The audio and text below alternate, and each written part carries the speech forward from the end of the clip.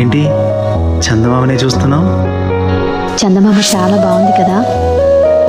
అలాంటి అందమైన చందమామ త్వరలో మన ఇంటికి వస్తుంది.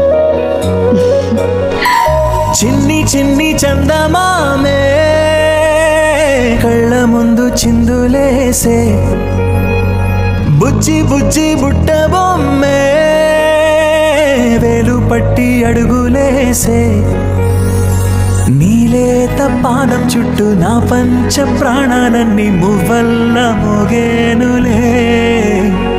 చిరునవ్వు చూస్తే చాలు చుట్టూరా సంతోషాలు మనసంతా నిండేనులే.